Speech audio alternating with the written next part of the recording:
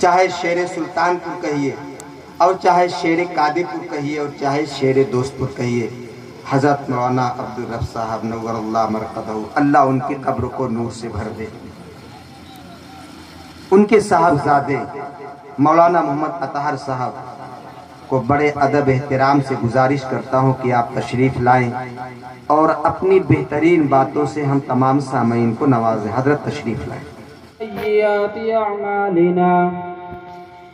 من يهده الله فلا مضل له ومن يضلله فلا هادي له، ونشهد أن لا إله إلا الله وحده لا شريك له،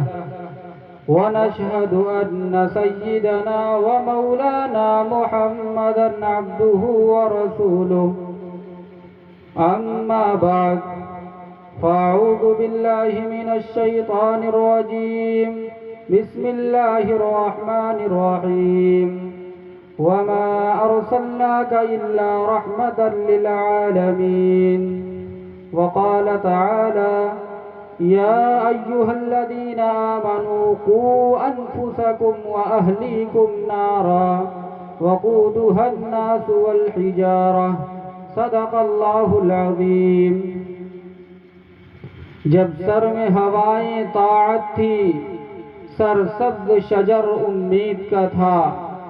جب سر میں ہوائیں طاعت تھی، سرسبز شجر امید کا تھا. جب سر عیسیاں چلنے لگی، اس پیڑ نے پھلنا چھوڑ دیا. اللہ کی راہ اب بھی ہے کھلی، اللہ کی راہ اب بھی ہے کھلی. آثار و نشاں سب قائم ہیں، اللہ کے بندوں نے لیکن اس راہ پہ چلنا چھوڑ دیا. صدر محترم، حاضرین مجلس، اسٹیج پر رونق افروز علماء کرام و شعراء اعظام، میں بہت بڑا مقرر نہیں ہوں. ادب کا تقاضا تو یہ تھا کہ ایسے عظیم المرتبت شخصیات کے روبرو اور ایسے علماء اور معزز حاضرین کی موجودگی میں آپ کے سامنے بیٹھ کر کے بات نہ کرتا. لیکن جہاں الادب فوق الامر ہے، وہیں الامر فوق الادب بھی ہے. لہذا میں اسی پر عمل کرتے ہوئے کوشش یہ کروں گا کہ جناب نبی کریم صلی اللہ علیہ وسلم کے صحابی حضرت عثمان اور حضرت وحشی کی سنت کو زندہ کر دوں. میرے عزیز دوستوں اور بزرگوں، حضرت عثمان رضی اللہ تعالی عنہ کو جب بدر کے مقام پر نبی اکرم صلی اللہ علیہ وسلم تشریف لے جا رہے تھے اور بدر کی لڑائی کی پوری تیاری ہو رہی تھی، آقا دو جہاں جناب نبی کریم صلی اللہ علیہ وسلم نے حضرت عثمان کو بلایا اور بلا کر کے یہ کہا کہ عثمان، آپ بدر کے اندر نہ شریک ہونا، آپ اپنی شریک حیات اور میری بیٹی کا خیال کرنا، اس لیے کہ ان کی طبیعت ناساز ہے، ان کی تیمارداری کرنا، اور تمہارے لیے یہی حکم ہے. آقا دو جہاں جناب نبی کریم صلی اللہ علیہ وسلم نے جب یہ جملہ ارشاد فرمایا تو میرے عزیز دوستوں اور بزرگوں، حضرت عثمان رضی اللہ تعالی عنہ ہماری اور آپ کی طریقے سے نہیں تھے، بلکہ وہ صحابی رسول تھے. ان کے دل کے اندر تاجدار مدینہ جناب محمد الرسول اللہ صلی اللہ علیہ وسلم کی ایسی حیثیت بیٹھ چکی تھی، ایسی عظمت بیٹھ چکی تھی کہ آپ کی ایک ایک بات کو وہ سنتے تھے اور سن کر کے اس پر عمل کرنے کی کوشش کیا کرتے تھے. آج ہم اور آپ نظر اٹھائیں اور غور کریں سماج اور معاشرے کی طرف تو میرے عزیز دوستوں اور بزرگوں یہ پتہ چلے گا کہ ہماری زندگی کے اندر سے نبی آخر الزمان محمد الرسول اللہ صلی اللہ علیہ وسلم کی سنتیں اٹھ چکی ہیں. ہم اور آپ نبی کی سنتوں کو پامال کر رہے ہیں، ہم اور آپ نبی کی سنتوں پر عمل کرنے کی کوشش نہیں کرتے، ہم اور آپ نبی کی سنتوں کو اپنی زندگی کا عملی نمونہ بنانا نہیں چاہتے، ہم اور آپ نبی آخر الزماں جناب محمد الرسول اللہ صلی اللہ علیہ وسلم کی سنتوں پر زندگی گزارنے کی کوشش نہیں کرتے۔ لیکن صحابہ کی زندگی دیکھو مسلمانوں، صحابہ کرام کی زندگی کو کھنگالو تو پتہ چلتا ہے، اگر بدر کے مقام پر جانا ہوا، بدر کی لڑائی کے اندر جانا ہوا، لیکن اس وقت کا یہ حال تھا کہ اگر آپ کی طرف سے یہ اعلان آ جاتا اور اعلان کلمت اللہ کے لیے، جہاد کے لیے لوگ تیار ہو جاتے، تو میرے عزیز دوستوں اور بزرگوں، ہر مسلمان پر، ہر ایمان والے پر اعلان آنے کے بعد معاملہ یہ ہوتا کہ اس پر جہاد کرنا فرض ہو جاتا۔ لیکن ابھی یہ آخر الزماں کی یہ بات کہ آپ اس جہاد کے اندر شرکت نہیں کریں گے، حضرت عثمان رضی اللہ تعالی عنہ نے آپ کی اس بات کو سمجھ لیا اور سمجھ کر کے اپنے مقام پر ٹھہرنے کی کوشش کیا۔ آج ہمیں اور آپ کو ضرورت اس بات کی ہے کہ ہم نبی کی زندگی کو اپنا عملی نمونہ بنائیں، ہم نبی آخر الزماں کی زندگی کو ان کی سنتوں پر عمل کرنے کی کوشش کریں۔ آج بڑے افسوس کے ساتھ اس بات کو کہنا پڑ رہا ہے کہ نبی کی سنتوں کو ہم سے جتنا نقصان ہے، اپنوں سے جتنا نقصان ہے، اتنا نقصان کسی اور دھرم اور مذہب کے ماننے والوں سے نہیں ہے۔ میرے عزیز دوستوں اور بزرگوں، اور دوسری بات میں نے یہ کہا تھا کہ حضرت وحشی کی سنت، یعنی حضرت وحشی وہ ہیں جنہوں نے ایمان میں داخلے سے پہلے اور ایمان میں داخل ہونے سے پہلے، نبی کے ہاتھ پر بیعت کرنے سے پہلے ان کا یہ معاملہ تھا کہ انہوں نے آپ کے چچا جناب نبی کریم صلی اللہ علیہ وسلم کے چچا سید الشہداء حضرت حمزہ رضی اللہ تعالی عنہ کو انہوں نے قتل کیا تھا،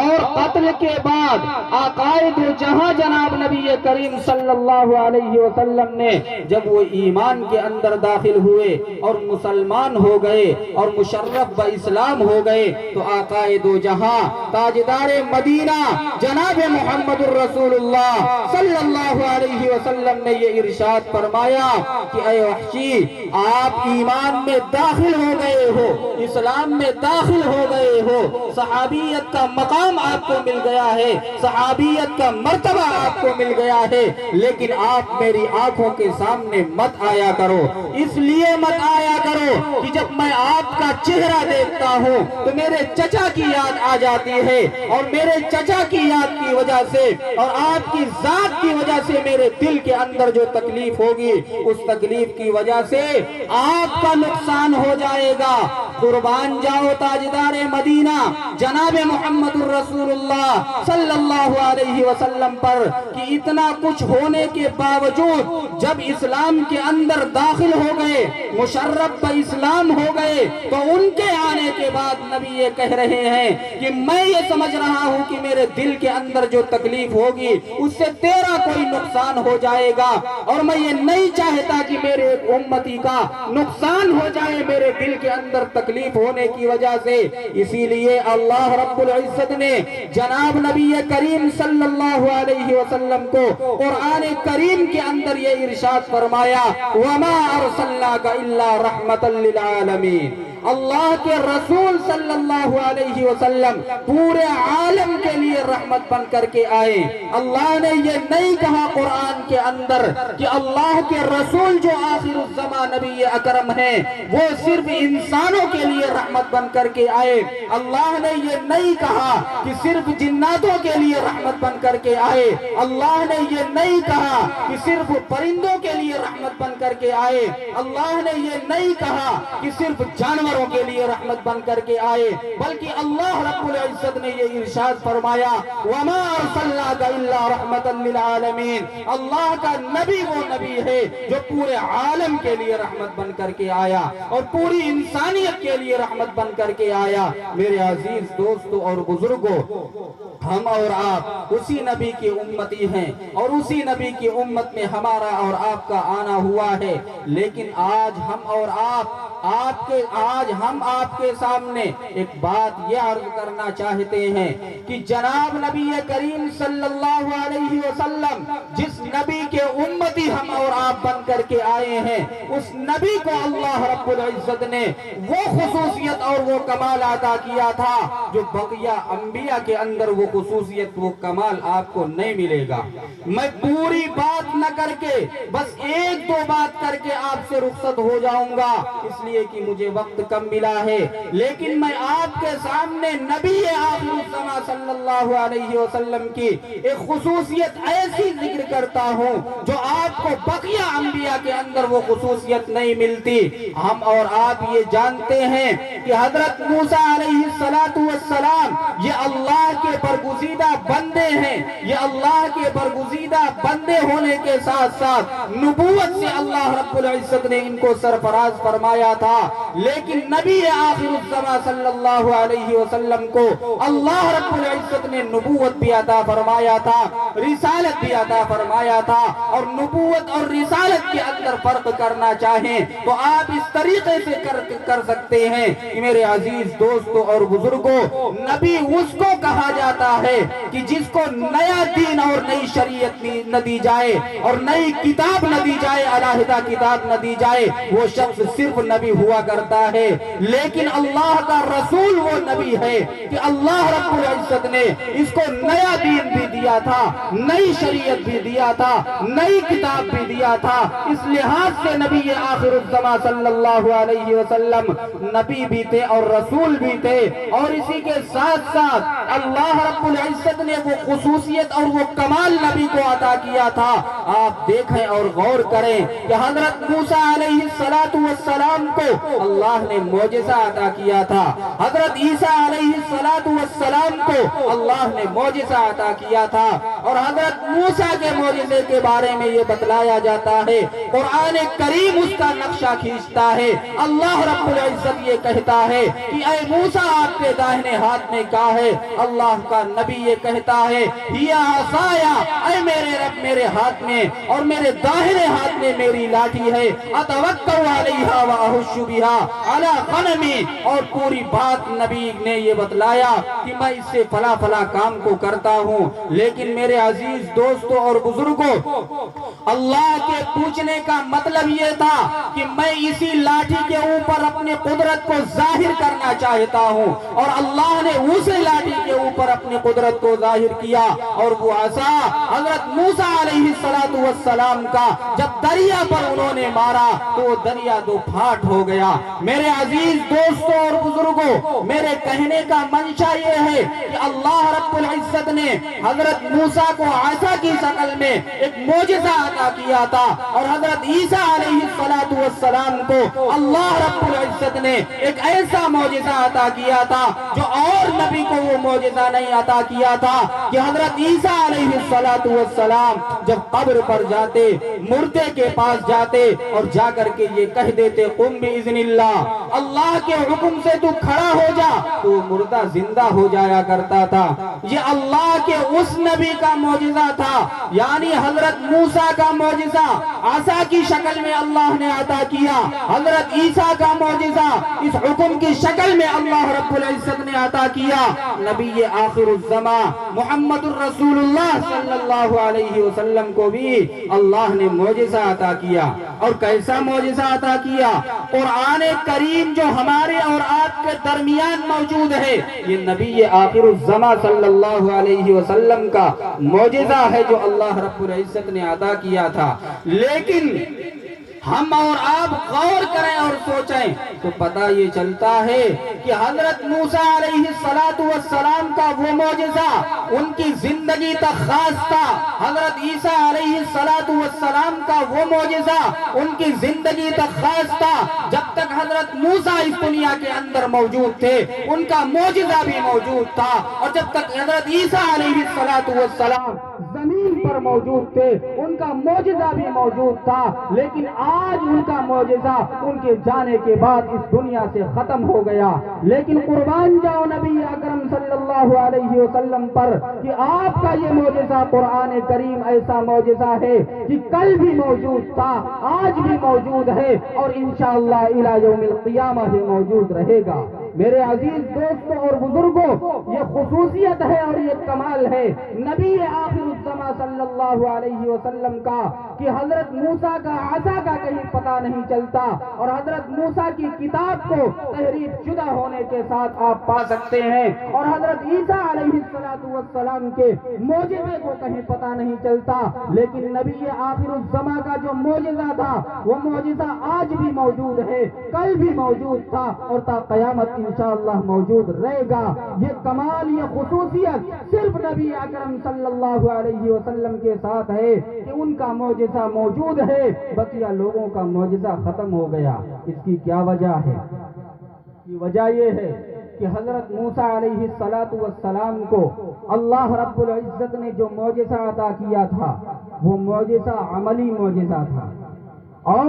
حضرت عیسیٰ علیہ السلام کو اللہ رب العزت نے جو معجزہ عطا کیا تھا وہ معجزہ عملی معجزہ تھا۔ لیکن تاجدار مدینہ جناب محمد الرسول اللہ صلی اللہ علیہ وسلم کو جو معجزہ اللہ رب العزت نے عطا کیا یہ معجزہ علمی معجزہ ہے، اور قاعدہ یہ ہے کہ عملی معجزات انبیاء علیہ السلام کے ختم ہو جایا کرتے ہیں اور ان کی زندگی تک وہ معجزات خاص ہوتے ہیں، لیکن علمی معجزہ کا معاملہ یہ ہے کہ نبی کے آنے کے بعد بھی موجود ہوتا ہے، نبی کی زندگی میں وہ موجود ہوتا ہے اور نبی کے جانے کے بعد بھی وہ معجزہ موجود ہوتا ہے۔ میرے عزیز دوستوں اور بزرگوں، اور اسی کے ساتھ عقائد و جہاں جناب نبی کریم صلی اللہ علیہ وسلم کے اندر اور بھی بہت سی خصوصیت اور بھی بہت سے کمالات ہیں، لیکن وقت ساتھ نہیں دیتا کہ میں دو چار خصوصیت آپ کے سامنے بیان کرتا، دو چار کمالات آپ کے سامنے بیان کرتا۔ لیکن میرے عزیز دوستوں اور بزرگوں، ہم اور آپ جس نبی کے امتی بن کر کے آئے ہیں، سب سے پہلے تو ہماری یہ سوچ ہونی چاہیے اور ہماری یہ فکر ہونی چاہیے کہ نبی نے کیا تعلیم ہم کو دیا ہے، اور نبی آخر الزماں صلی اللہ علیہ وسلم نے ہم کو کیا طریقہ بتلایا ہے دنیا کے اندر جینے کا، ہمیں اور آپ کو کس طریقے سے معاشرے کے اندر اور سماج کے اندر زندگی گزارنے کا کیا طریقہ بتلایا ہے، اس طریقے کو اپنی زندگی کا عملی نمونہ بنائیں اور اسی طریقے پر ہم نکاح کریں، اسی طریقے پر ہم شادی کریں، اسی طریقے پر ہم ہر کام کریں، اور اپنی زندگی کو اسی طریقے کے مطابق اگر ہم اور آپ گزارنے کی کوشش کریں گے تو مسلمانوں اللہ کی جانب سے ہماری نقد اور مدد آئے گی۔ اور اگر ہم نے نبی کے طریقے کو خیر بات کر دیا، ہم نے نبی کے طریقے کو چھوڑ دیا، تو میرے عزیز دوستوں اور بزرگوں ہماری حالت بد سے بدتر ہوتی جا رہی ہے، اور اس سے اور برا حال ہوگا اگر ہم نبی کے طریقے کو چھوڑ دیں گے اور اگر ہم نبی کے کام کو چھوڑ دیں گے۔ میرے عزیز دوستوں اور بزرگوں، جتنے انبیاء علیہ السلام آئے، آپ غور کرو اور سوچو تو آپ کو پتا چلے گا کہ حضرت موسیٰ کی عصا کا کوئی پتہ نہیں کہ وہ کہاں چلا گیا، حضرت موسیٰ کی قبر کا کوئی پتہ نہیں کہ وہ کہاں چلا گیا، اس لیے کہ حضرت موسیٰ علیہ السلام کی قبر کا ان کے ماننے والوں نے اس کو محفوظ نہیں کیا۔ اور اسی طریقے سے جو انبیاء علیہ السلام آئے ان کی قبروں کو بھی لوگوں نے محفوظ نہیں کیا، ان کے کاموں کو بھی لوگوں نے محفوظ نہیں کیا، اور ان کے ناموں کو بھی لوگوں نے محفوظ نہیں کیا، اور ان کی باتوں کو بھی لوگوں نے محفوظ نہیں کیا۔ لیکن آقائے دو جہاں جناب نبی کریم صلی اللہ علیہ وسلم کی امت ایسی امت ہے کہ ان کے ماننے والوں نے ان کے نام کو بھی محفوظ رکھا، ان کے کام کو بھی محفوظ رکھا، ان کی بات کو بھی محفوظ رکھا، اور ان کی ہستی کو بھی محفوظ رکھا، اور سارا انسان یہ جانتا ہے کہ نبی آخر الزماں گنبد خضرا کے نیچے مکی ہے۔ میرے عزیز دوستوں اور بزرگوں، اور حدیث کی شکل میں ان کی باتیں محفوظ ہیں، سنت کی شکل میں ان کی باتیں محفوظ ہیں۔ تو میرے عزیز دوستوں اور بزرگوں، آج ہم اور آپ نبی کی سنتوں کو چھوڑ کر کے بیٹھے ہوئے ہیں۔ ہم سے نبی یہ کہتا ہے کہ اپنے معاشرے کے اندر سماج کے اندر جب نکاح کا موقع آئے، شادی کا موقع آئے، تو اس طریقے کا کام کرو جس طریقے سے صحابہ کرام کو نبی نے سکھلایا تھا، اور یہ کہا تھا کہ جب تم نکاح کرنے جاؤ تو نکاح کرنے کے وقت تمہارا یہ معاملہ ہونا چاہیے کہ تم اس بیوی سے جس سے تم نکاح کرنے والے ہو، اس بچی سے جس سے تم نکاح کرنے والے ہو، تم یہ دیکھو کہ اس کے اندر دین موجود ہے یا نہیں ہے، تم یہ دیکھو کہ اس کے اندر سنت کا پاس و لحاظ ہے یا نہیں ہے، تم یہ دیکھو کہ اس کے اندر نبی آخر الزماں صلی اللہ علیہ وسلم کے سنتوں کا پاس و لحاظ ہے یا نہیں ہے۔ آج تو ہمارا نوجوان شادی ضرور کرتا ہے، نکاح ضرور کرتا ہے، لیکن کہیں دہیج کی بنیاد پر، جہیز کی بنیاد پر نکاح کیا جاتا ہے،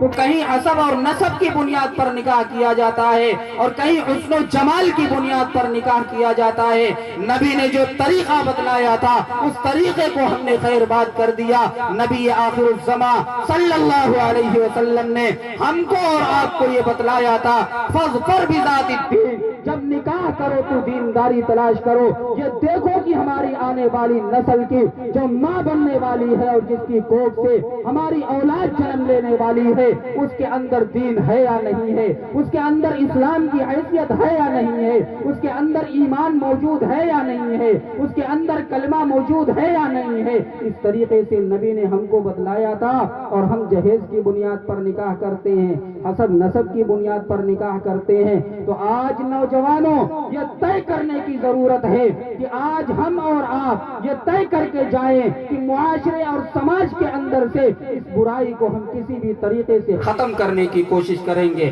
ہمارا معاشرہ پاک ہوگا، ہمارا سماج پاک ہوگا۔ جب ہمارا اور آپ کا معاشرہ اور سماج پاک ہو جائے گا تو میرے عزیز دوستوں اور بزرگوں، ہمیں اور آپ کو کامیابی کا راستہ مل جائے گا۔ اللہ رب العزت نے قرآن کریم کے اندر یہ جملہ ارشاد فرمایا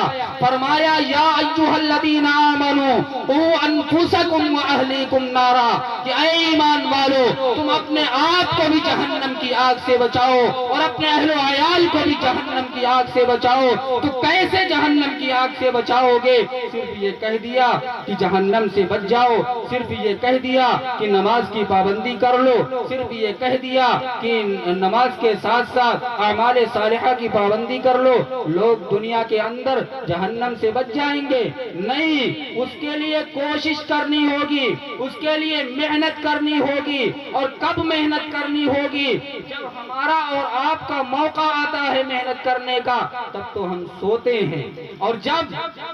موقع نکل جاتا ہے تو ہم سر پر ہاتھ رکھ کر کے روتے ہیں اور یہ کہتے ہیں کہ ہمارا بیٹا ہماری بات کو نہیں سنتا، ہمارا بیٹا ہمارے کام کو نہیں کرتا، ہمارا بیٹا ہماری عزت اور احترام نہیں کرتا۔ میرے عزیز دوستوں اور بزرگوں، یہ آپ کا خیال کرنے کا موقع تھا کہ جب آپ اپنے اس بیٹے کا نکاح کر رہے تھے تو آپ کو یہ دیکھنا چاہیے تھا کہ جس بچی سے ہم نکاح کر رہے ہیں وہ دیندار ہے یا نہیں ہے، جس بچے سے ہم نکاح کر رہے ہیں وہ اسلام سے تعلق رکھنے والی ہے یا نہیں ہے، جس بچے سے ہم نکاح کر رہے ہیں اس کا اسلام سے کتنا مضبوط رشتہ ہے، اور سیدہ فاطمہ الزہرا رضی اللہ تعالی عنہا کی سنتوں پر وہ عمل کرنے والی ہے یا نہیں ہے، وہ اس وقت دیکھنے کا موقع تھا۔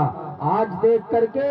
سر پر ہاتھ رکھ کر کے رونے سے کوئی فائدہ نہیں ہوگا۔ اس لیے ہم اور آپ جب نکاح کا موقع آئے تو اس نکاح کے موقع پر ہم اور آپ دیندار ماں کا اپنے بچوں کے لیے انتخاب کریں۔ جب ہمارے بچے کے لیے دیندار ماں ہم کو مل جائے گی تو میرے عزیز دوستوں اور بزرگوں، ہمارا وہ بچہ عبد القادر جیلانی کی شکل میں پیدا ہوگا، ہمارا وہ بچہ شیخ خواجہ معین الدین چشتی کی شکل میں پیدا ہوگا، ہمارا وہ بچہ خواجہ اجمیری کی شکل میں پیدا ہوگا۔ لیکن جب ہم اور آپ اس طریقے کا نکاح کریں گے کہ حسن و جمال ہونا چاہیے اور اسی کے ساتھ حسب اور نسب ہونا چاہیے، دین ہو یا نہ ہو، تو ہم اور آپ اس کے اندر کبھی کامیاب نہیں ہو پائیں گے۔ اور جب